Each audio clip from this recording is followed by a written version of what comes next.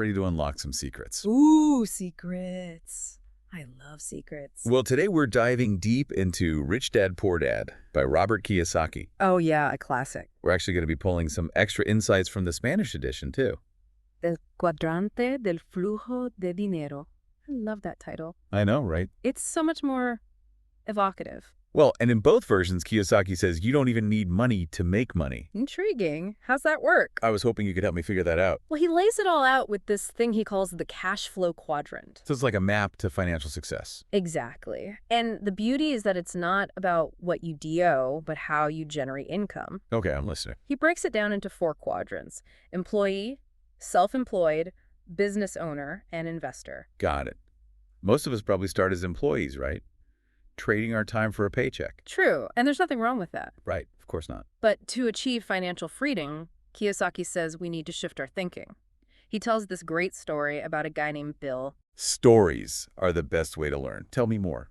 Okay, so Bill lived in this village that was desperate for water. Oh, no. He started by carrying buckets from this faraway well, selling them for a penny each. Hard work.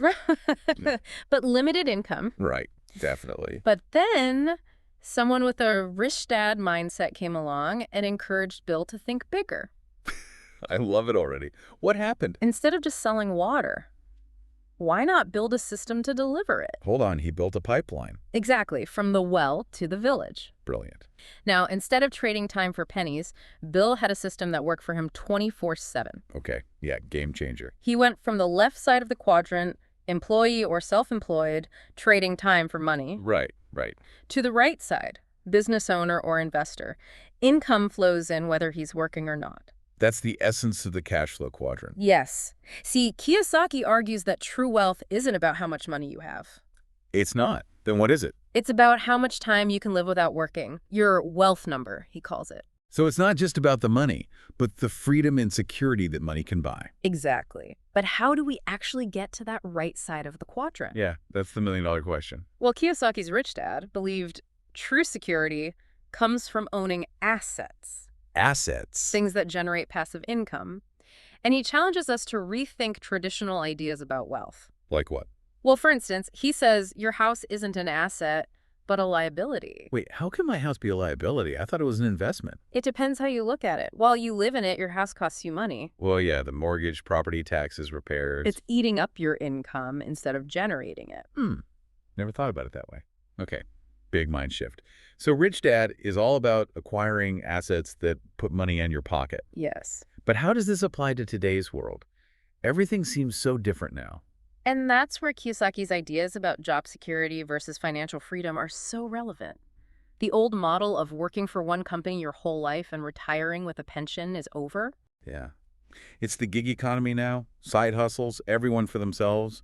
No more gold watch at retirement. We've gone from the industrial age to the information age. Job security is out the window. Wow, scary.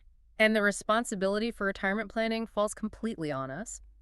Kiyosaki uses this analogy to illustrate how confusing things can get. Ooh, I love a good analogy. Hit me with it. Imagine a doctor trying to explain some complicated medical procedure to an investor, but the doctor's using all this technical jargon. Oh, yeah, the investor would be totally lost. Right. And that's how a lot of us feel about financial terms. Yeah, definitely. It's like learning a foreign language. Exactly. And Kiyosaki argues that many people don't understand basic financial concepts. Like what? Well, things like the hidden costs of a 30-year mortgage. Did you know that the interest payments on a 30-year loan can be more than the original loan amount? Seriously. Wow, that's terrifying. I need to up my financial literacy game for sure. It's essential. Kiyosaki says understanding financial terms and concepts is as crucial as knowing how to read. Wow, that's a powerful statement. He argues that money, as we know it, is essentially debt, just a system of promises and obligations, not backed by anything tangible. Interesting. So then what about debt? Is all debt bad?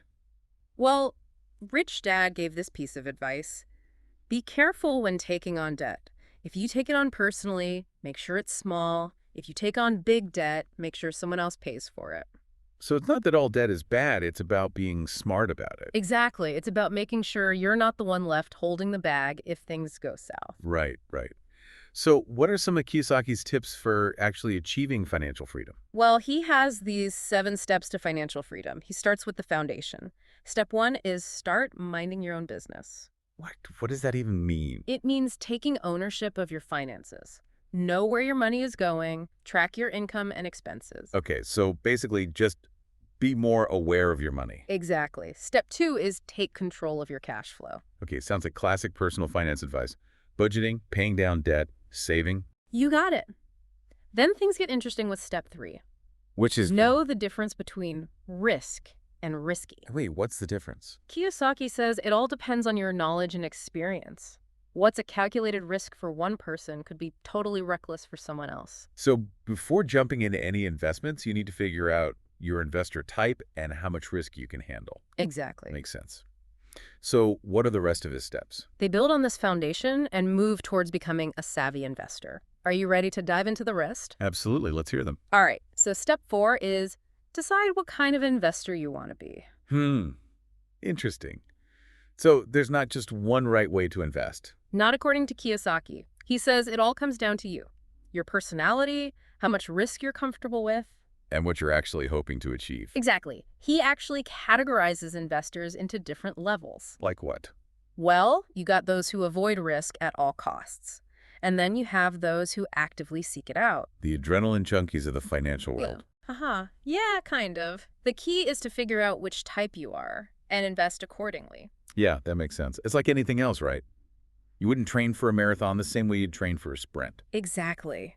And that's why Kiyosaki stresses the importance of constantly learning and growing as an investor.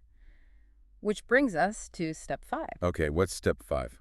Seek out mentors. Ah, the power of a good mentor, someone who's been there and done that. Exactly. Kiyosaki believes that surrounding yourself with successful people in the areas you want to excel in is crucial. Business, investing, real estate, you name it. Yep. Learn from their experience, their insights. It can really fast-track your journey. But finding a mentor, that's not always easy, right? True. But Kiyosaki gives tips on how to identify potential mentors and how to approach them. So it's not as simple as just walking up to someone and saying, "Will you be my mentor?" No, definitely not. No. He also talks about the importance of being a good mentee, someone who's eager to learn, puts in the work. Someone who brings something to the table. Lovely. Okay, ready for step 6? Hit me. Turn disappointment into your strength. Ooh, that's a good one. It sounds like it's straight out of a motivational poster, but I bet there's more to it. There is. He really believes that how you deal with disappointment is what separates the successful from the unsuccessful. So it's about resilience, Yeah. learning from mistakes. Exactly. And he's super open about his own struggles, the fear and failure he had to overcome. He's not afraid to get real about his own journey. Not at all. He says setbacks are going to happen. It's how you respond that matters. He encourages readers to develop a growth mindset, see challenges as learning opportunities. Powerful stuff. So it's not about letting disappointment stop you, but using it to grow. Yes. Okay, and finally, step 7, the power of faith. Faith, in the context of finance. Yeah. It might sound a little out there, but Kiyosaki emphasizes believing in yourself, your abilities, and your vision. So you got to have faith in yourself and your ability to actually achieve financial freedom. You got it. It's that unwavering belief, even when you face those obstacles and setbacks. It's easy to lose hope when things get tough. Exactly. It's about trusting the process, even when you can't see the finish line. It's like having that little voice inside saying, "You got this," even when you doubt yourself. Yes. And this ties back to what we were saying about emotional intelligence. When fear and doubt take over. It can lead to bad decisions. Exactly. Kiyosaki says we need to manage those emotions. Especially fear and greed. They can really cloud your judgment. So it's about being self-aware and having the discipline to stick to your long-term goals, not letting your emotions make the decisions. Exactly. And all of this really connects back to the cash flow quadrant, too. Kiyosaki says that being on the right side of the quadrant, being a business owner or investor, It takes a different mindset. yes, and different skills. So it's not just about learning technical skills, but also developing that emotional intelligence. And resilience. You need those to navigate the world of entrepreneurship and investing. Absolutely. This has been so insightful. We covered the 7 steps. But before we wrap things up, I got to ask about something you mentioned earlier, the hidden costs of a 30-year mortgage. Could you break that down a little more? Sure. So let's say you buy a house for, I don't know, $300,000, 30-year mortgage, 6% interest rate. Pretty standard, right? Yeah, totally. What's the catch? The catch is, over those 30 years, you'll end up paying over $350,000 in interest. Wait, so on top of the $300,000 I paid for the house, I'm also paying an extra $350,000 just in interest. Yep, it's a crazy amount. That's why Kiyosaki really hammers home the importance of understanding the true cost of debt. It's wild how much we focus on that monthly payment. Right, and don't even think about the long-term implications. It's a perfect example of why financial literacy is so crucial. Got to see beyond the surface, understand the numbers. Exactly. Kiyosaki doesn't sugarcoat anything. He lays it all out there, how money works in our society. He wants us to be financially savvy. Right. It all comes back to Rich Dad's advice about being careful with debt. If you take on big debt, make sure someone else is paying for it. What did he mean by that? He's talking about using debt strategically, like when you're building a business. Okay, yeah. So instead of piling up personal credit card debt, you might look for investors. Or get a business loan. Exactly. That Yeah. way the risk is shared. Ideally, the business makes enough to cover those debt payments. So you're not putting all your eggs in one basket. Hmm. Or should I say all your debt on one credit card? Uh-huh. Exactly. It's about structuring things so you're minimizing your personal risk. While also maximizing your potential for growth. Yes. It reminds me of Bill and his pipeline.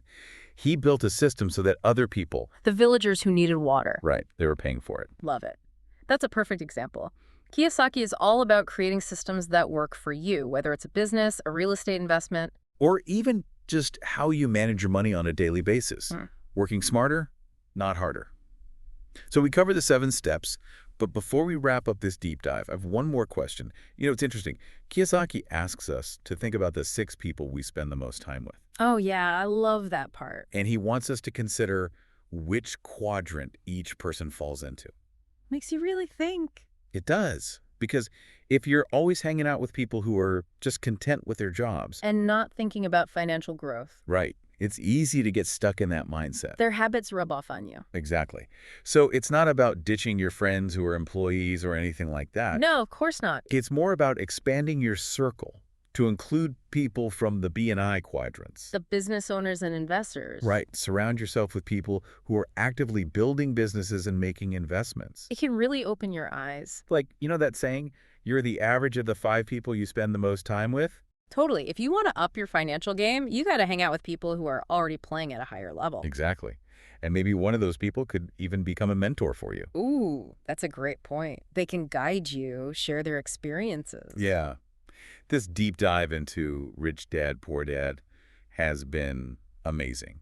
It's so clear that our mindset, And our environment? yes, they play a huge role in our financial success. Kiyosaki really challenges us to think differently, take control of our financial futures. And remember that financial freedom is actually possible. It is. It just takes knowledge, effort, and a willingness to step outside that comfort zone.